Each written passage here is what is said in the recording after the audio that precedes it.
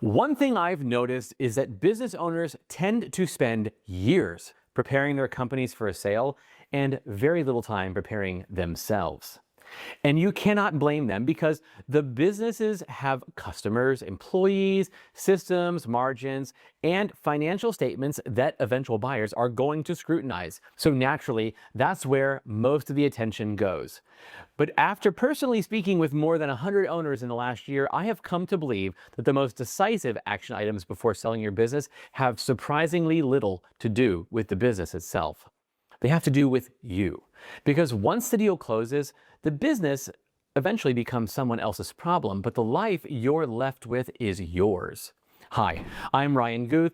I sold my own business, wrote a book called Permission to Exit, and today I work with founder-led business owners to think clearly about what life looks like before, during, and after a sale.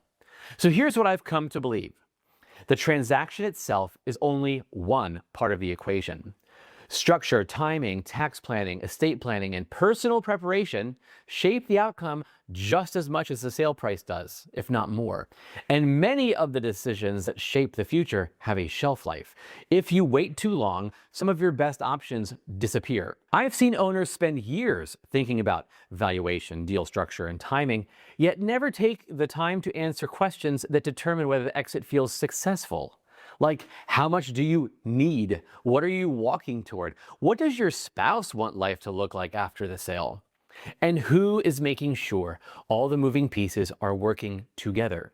If you've watched my other videos, you've heard me talk about your number, your timing, valuation, and about the quarterback gap, right? That space where good advisors working in separate silos leaves nobody connecting the dots.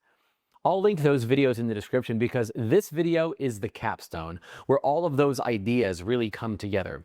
And if you're already thinking about any of this and want to walk through your specific situation, there's a link in the description where you can schedule a free call. No pitch, just a one-on-one conversation about where you are and what's worth preparing for now.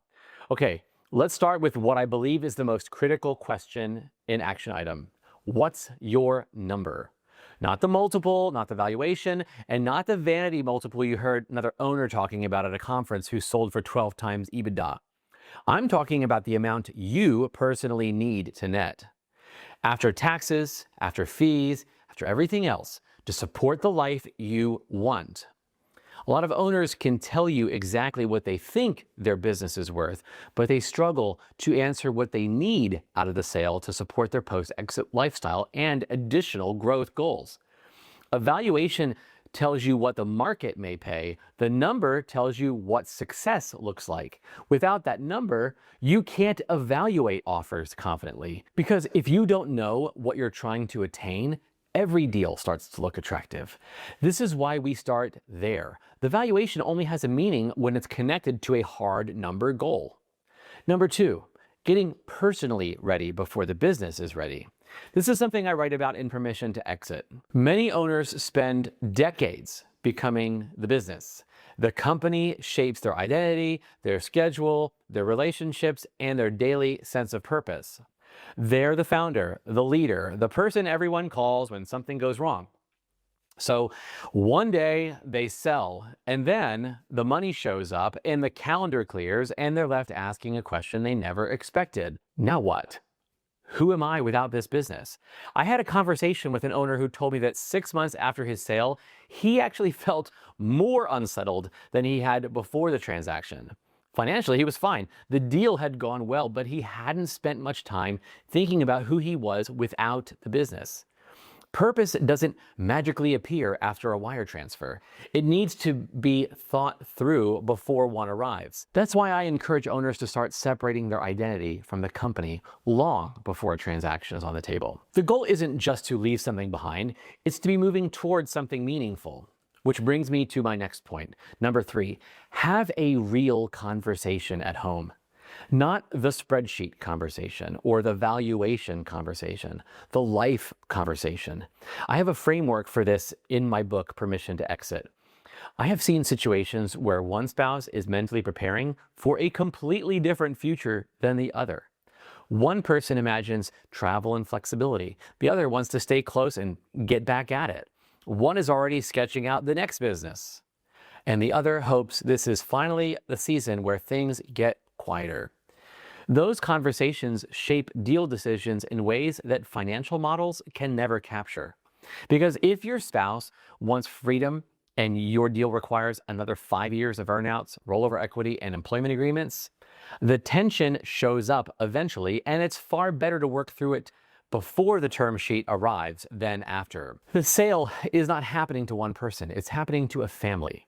So make sure everyone understands what comes next. Now, number 4, let's decide what you're optimizing for. Before a sale, most entrepreneurs are optimizing for accumulation, right? Growth, revenue, profit expansion. That's the game they've been playing for years. After a sale, the game changes entirely. It's a shift from accumulation to something more like stewardship. What do you do with what you've built? What role does work still play? What kind of legacy do you want to leave for your family? The challenge is that the opportunities start showing up fast, and I use that word loosely. Investment deals, business partnerships, people who didn't know you before who suddenly know you very well now that you're wealthy. That amount of liquidity attracts more attention, and that's just human nature, which is why getting clear on what you're after before the money arrives is one of the most useful things you can do. Once it does, you'll be making decisions from a position of clarity instead of reaction. If any of this is resonating, there's a link in the description where you can schedule a free call with me. It's a conversation worth having before things start moving faster than you expect. Okay, moving on. Number 5, you'll want to reduce owner dependence as early as possible. A business that can't function without you is worth less than one that can. That's true whether you're selling to private equity, a strategic buyer, or an internal successor. And it doesn't just cap your multiple, it can chain you to an earnout, keeping you inside a business you've already sold because the buyer doesn't trust it to run without you. Buyers pay close attention to this. If every major decision flows through you, they notice. If key client relationships depend on your personal involvement, they notice. If operations stall when you take a week off, they notice. The more independent the business becomes, the more attractive it becomes, resulting in more freedom for you well before a transaction even starts. I have seen owners delay this work, assuming they'll always have time. Then a buyer appears, and suddenly they're trying to solve years of owner dependence under a deadline. That is not the ideal way to do it. Number 6 would be to get your tax and estate planning runway started now, not when the LOI shows up. Okay, listen carefully now, because many of the best planning opportunities disappear the moment a letter of intent shows up. Tax planning, estate planning, and deal planning all intersect in ways that require coordination. Someone who's connecting what your CPA knows to what your estate attorney is working on to what your deal team is negotiating. This is why I often describe the role as quarterbacking. Not doing all the work, but making sure all the work connects.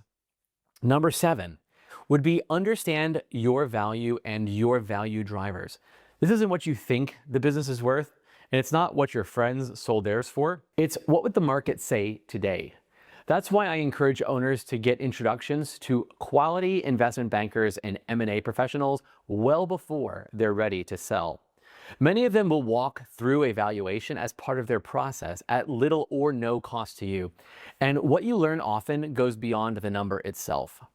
It tells you what's driving the value and what might be holding you back. That information can quietly change how you spend the next 2 or 3 years inside the business. All right, number 8 is to install the coordinator and get the team right before the deal starts moving. Many owners have competent advisors, a CPA, a corporate attorney, a financial advisor sometimes, and maybe even a estate attorney, none of which are in communication with each other or even ask about your future plans. The issue usually isn't competence, it's fit and coordination. Maybe you've outgrown your CPA. Maybe your financial advisor keeps pitching you investments or insurance over trying to understand what's important to you and how your business plays a role in your future financial independence. If nobody's connecting how the taxes flow into the deal structure, which connects to the estate plan, which connects to your family's goals, which connects to your life after the sale, like we spoke about earlier, You don't really have a unified plan. You just have a bunch of advisors who don't talk to you about your goals and don't talk to each other, that are working in separate rooms. And even decent advisors in silos are parts, not a plan. Finally, this is the last one, number 9, make the decisions you've been putting off. I've seen owners delay estate planning, valuation work, conversations with spouses, succession planning, and tax strategy because they're too busy. And these are difficult conversations, and there always seems to be a time for them later, until there isn't. Waiting carries a cost, and in most cases, it's more expensive than making an imperfect decision and adjusting along the way. More often than not, it's the real thing standing between an owner and a clean exit. So before I wrap things up, I want to come back to something I call the Goldfin moment. The goal isn't simply selling your business, and it's not just hitting your number. It's waking up after the sale with both the financial freedom and the direction to use it well, and the resources and the clarity about what comes next. Because owners who get this right don't just walk away from something profitable. They walk toward something purposeful with the freedom and the capital to solve bigger problems for more people on their own terms. The owners who navigate this transition best aren't necessarily the ones who got the highest multiple. They're the ones who knew what they were building toward all along, who understood their number, prepared their family, coordinated the moving pieces, and thought carefully about purpose before the sale ever happened. When the transaction closed, they were ready for what came next. That's the Goldfin moment. So if your business is generating $1 million or more in annual profit, and you're starting to think about these questions, click the link in the description and schedule a free call today. There's no pitch, no pressure. This is simply a chance to think through where you are, where you're headed, and whether the pieces are lining up the way they should. Thanks for watching, and I will see you in the next one.